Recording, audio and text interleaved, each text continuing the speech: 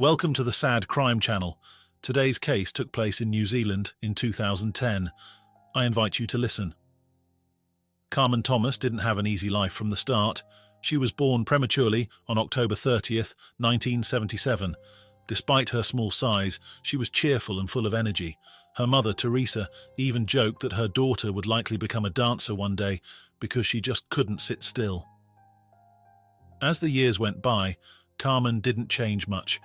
She grew into a charismatic, curious, and joyful young woman, ready to embrace life to the fullest. She loved being the center of attention and feared nothing.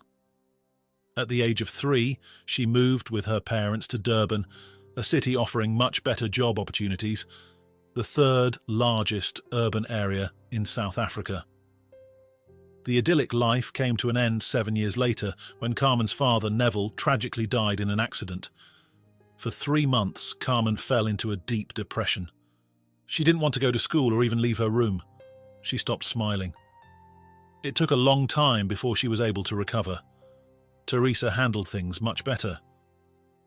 One day, she met a charming man with whom she decided to build a life. She remarried, and soon the couple had more children. Carmen gained a stepfather and half-siblings, so she was no longer alone, but the changes didn't stop there.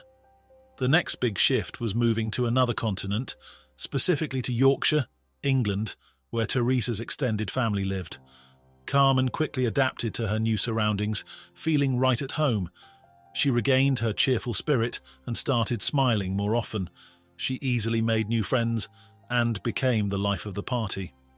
During her teenage years, however, her rebellious side started to emerge. She would sneak out of the house to attend alcohol-fueled parties, much to her mother's dismay. As Carmen was finishing high school, Teresa suddenly wanted to return to South Africa, but her eldest daughter didn't even want to consider it. She much preferred her new homeland.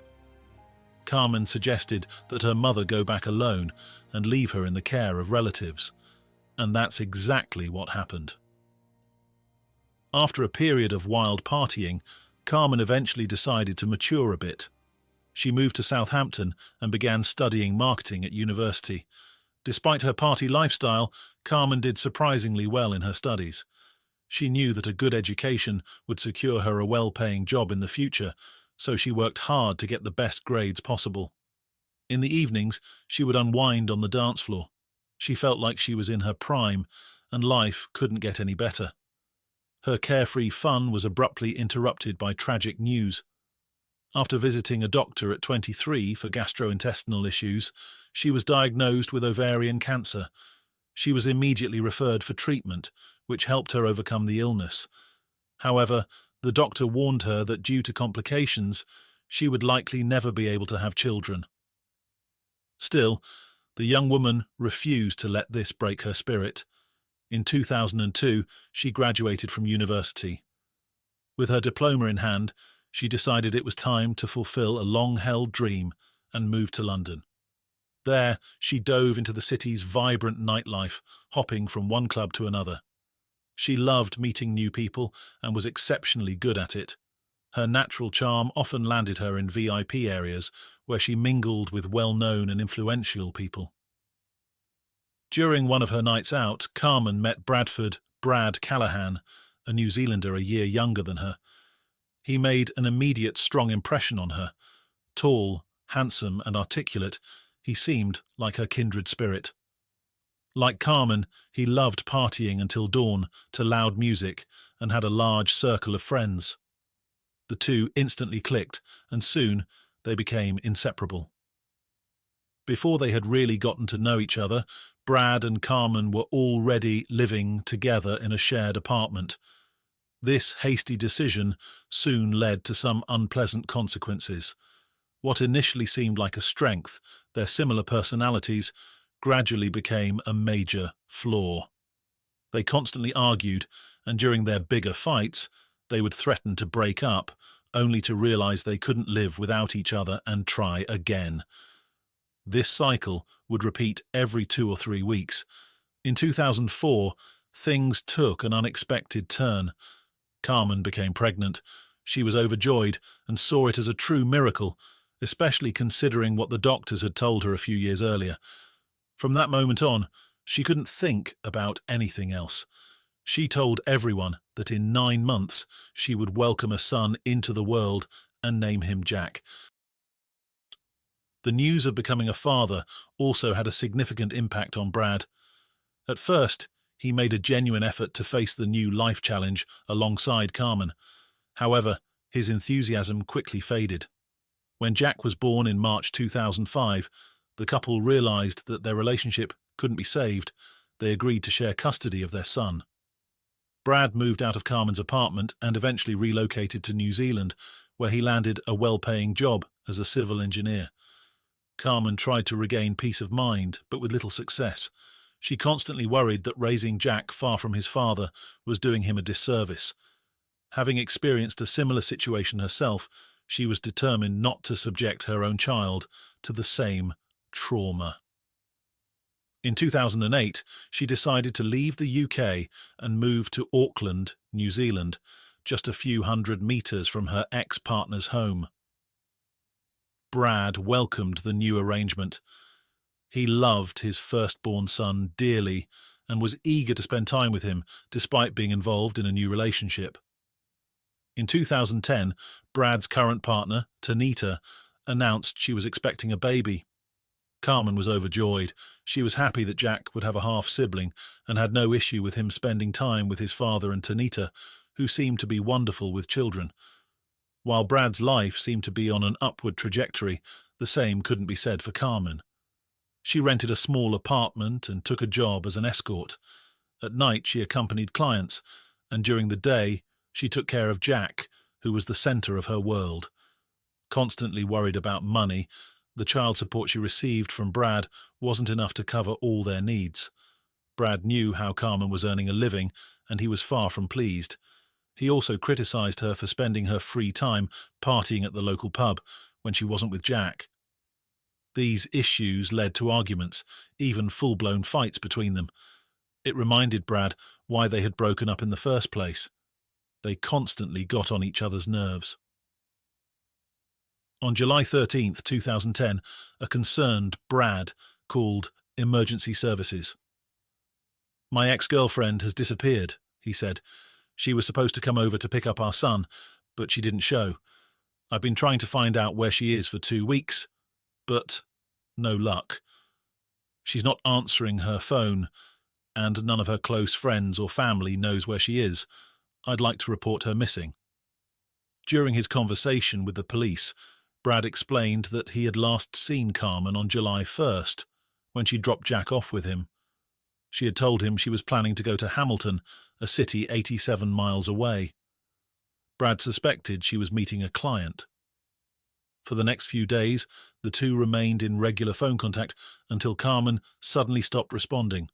Brad tried to find out what had happened to her, but had no success. The police began their investigation by heading to Hamilton. There, they found Carmen's car abandoned in a residential neighbourhood.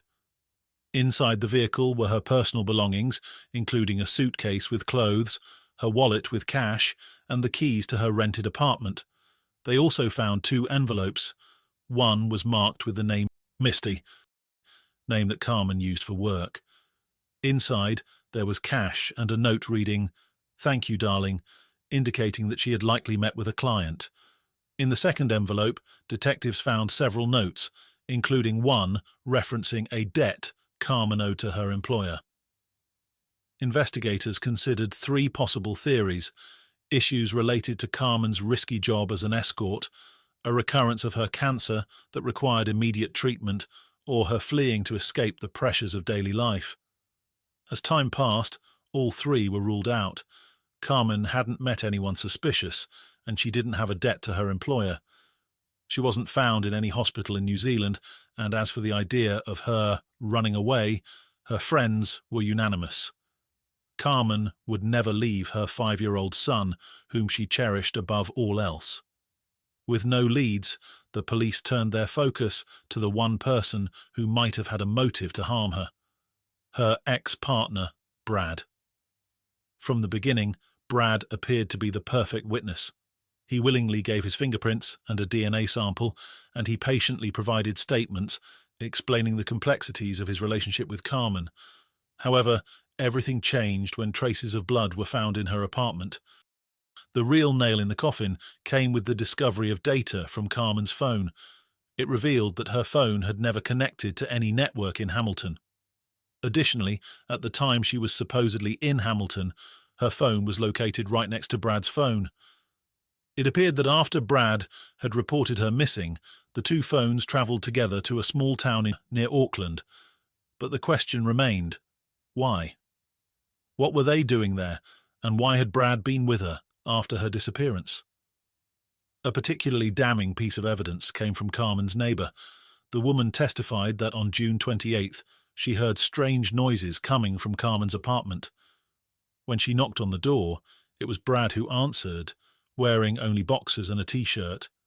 In his hands, he held the rest of his clothes, stained with a red substance. Brad explained that Carmen wasn't feeling well and had vomited, staining his pants.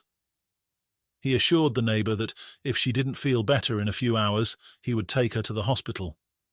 This testimony raised significant suspicions about Brad's involvement and contradicted his earlier statements. In September 2010, Brad Callahan was arrested and charged with the murder of Carmen Thomas and obstructing the course of justice. Although he pleaded not guilty, investigators had gathered enough evidence to reconstruct the following sequence of events. On June 28th, Brad met with his ex-partner at her apartment. The pair argued over their son, Jack, who had been struggling at school and was being bullied. Carmen wanted to transfer Jack to a different school, but Brad disagreed. At some point during the argument, Carmen shouted, "You have no say, you're not his father." This triggered Brad's violent reaction. In a fit of rage, he grabbed Jack's baseball bat and struck Carmen multiple times in the head. After realizing what he had done, Brad called a friend asking, "Can you bring me 3 large garbage bags and a bottle of kerosene? And please, be discreet." This chilling phone call added to the mounting evidence against him, painting a grim picture of the crime. In the following days, the murderer disposed of evidence and attempted to make it seem as if Carmen was still alive by sending text messages from her phone to friends and family. He meticulously cleaned up any traces of blood and, for good measure, scrubbed the entire apartment. On June 30th, he purchased a meat cleaver and a 120-litre plastic garbage bin. After dismembering the body, he placed the remains in plastic bags and the garbage bin, then transported them to the Waitakea Ranges, where he buried them in a shallow grave. On July 7th, he drove the victim's car to Hamilton to fabricate further evidence. On October 1st, he revealed the location of the remains to the police. The autopsy indicated that Carmen had died from a skull fracture. Faced with overwhelming evidence, Callahan confessed to the crime. On March 30th, 2012, he was sentenced to life imprisonment with the possibility of parole after 13 years. The British side of the deceased's family was outraged. They expressed their indignation in social media posts, stating that they believed the sentence was outrageous. After death of Carmen, her son Jack moved in with his maternal grandparents. This year, Brad Callahan appeared before the parole board for the first time since his conviction for the murder of Carmen Thomas. During the hearing, he expressed the emotional turmoil that led to Carmen's death, referring to a volcano of emotions that caused him to react violently when she allegedly told him that their son was not his. He admitted to killing Carmen and expressed remorse for his actions, stating, "I'm so terribly sorry. I can't do anything more than say I'm sorry." Callahan's lawyer indicated that he was not seeking parole at this time, as he wanted to complete additional rehabilitation programs and felt he needed more time to prepare for reintegration into society. He has already completed 20 sessions with a private psychologist to address his offending behavior. While he acknowledged the devastating impact of his actions on Carmen's family, he reiterated his desire to better himself before seeking release. The board ultimately decided that Callahan should continue his rehabilitation and would review his case again in a year.